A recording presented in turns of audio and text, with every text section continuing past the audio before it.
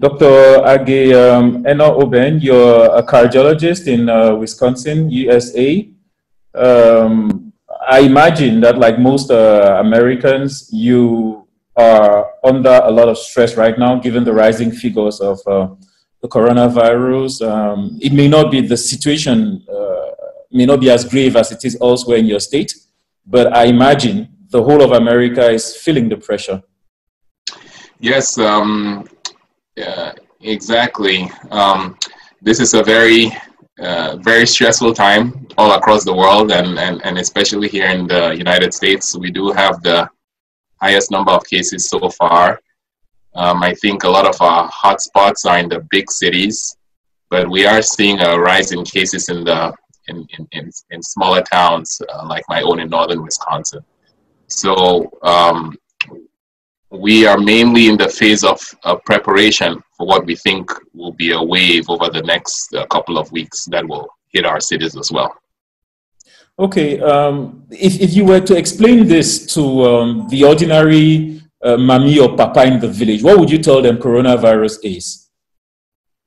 So now coronavirus, I'll say, is it's similar to other viruses that cause the common cold or catarrh and cough. Mm-hmm. The difference with this coronavirus is that it is similar to other viruses that have caused worldwide outbreaks of rest. It's similar to the SARS that we saw in, I think it was about 2002, 2003, mm-hmm. and something called MERS that was seen in Saudi Arabia in 2012.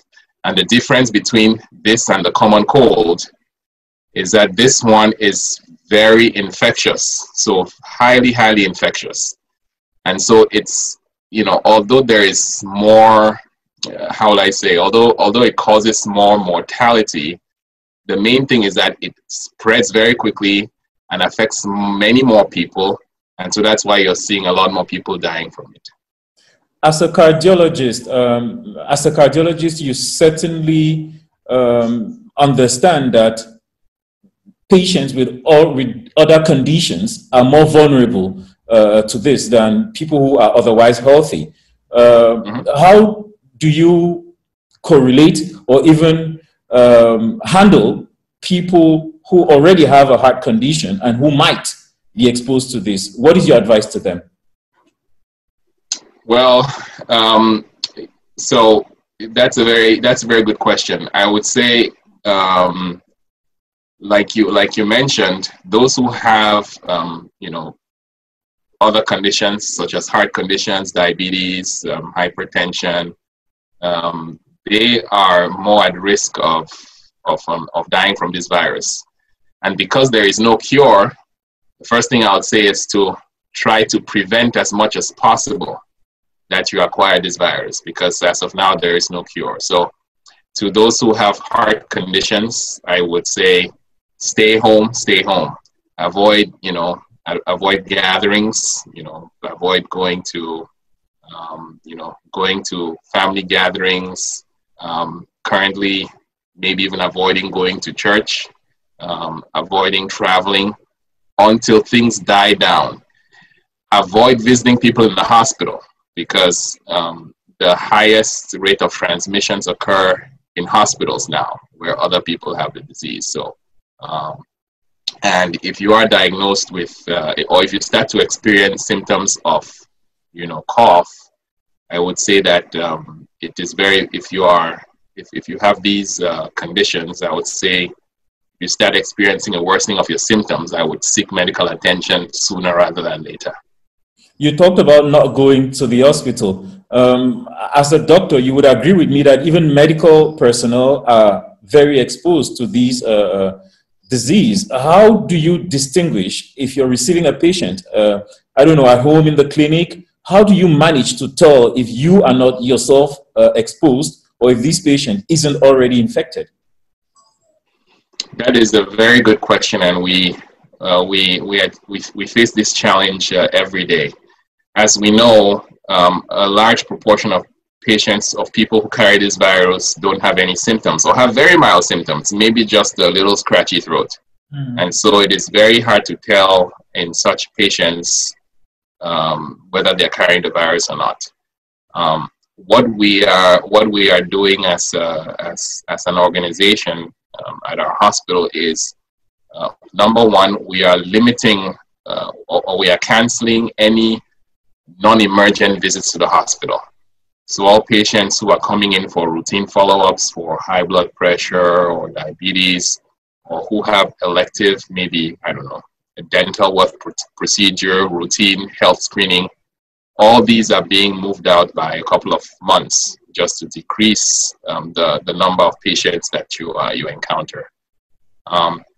In addition, anyone with, I think there is now a widespread push to have most people who come into the hospitals wear masks, and have a lot of health professionals just wear masks, because we know that a lot of people can be carrying this virus without knowing.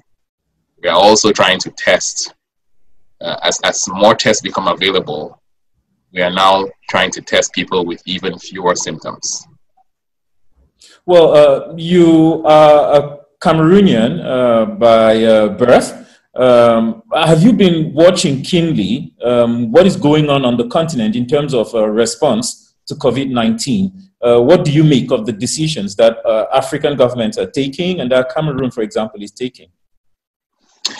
I haven't. I've been paying some attention. I have been largely consumed by what is going on in my immediate surroundings. But I do want to applaud a recent decision to suspend, all flights into the country, because there's no treatment. The main thing is to prevent exposure. And so, because a lot of the cases are in Europe and in America right now, I think closing down the borders is an important step. Now, the next important thing for every country is screening. You should be able to test as many people as possible so that you identify those who have the condition and you can isolate them so that they don't spread it to others. I think these, there at least is some effort to screen people in Cameroon today. Other things that could be done is, I see a lot of awareness of just hand hygiene, social distancing. I spoke to my father, who said that schools have been closed, that even churches. I know that not all churches have been closed down, but they have been encouraged to decrease people going to church and other gatherings. I don't know how it is on the ground, but those are all good steps to slow the spread. I would say that I haven't heard much on the part of preparation for a possible epidemic or local epidemic, in terms of trying to build more facilities, increase the number of beds at hospitals, so that if there's a sudden increase in cases, that the hospitals can accommodate those cases. Well, what would you advise ordinary Cameroonians then, who more or less have their own health to take care of? So to ordinary Cameroonians out there, I would first of all advise them that this is not this COVID-19 is not a hoax or a joke. So everyone should pay attention to, like I mentioned, social distancing. People should stay home as much as possible, especially those who have underlying health conditions. If you have a cough or a fever or shortness of breath, I would say, stay home. If you need to seek medical attention, it may be best to first call your doctor to figure out, what needs to be done, so that he is, if you need to come into the hospital, they are there when you come in the hospital. If you do have symptoms, I would advise that you do wear a mask when you go out of the house and into the hospital.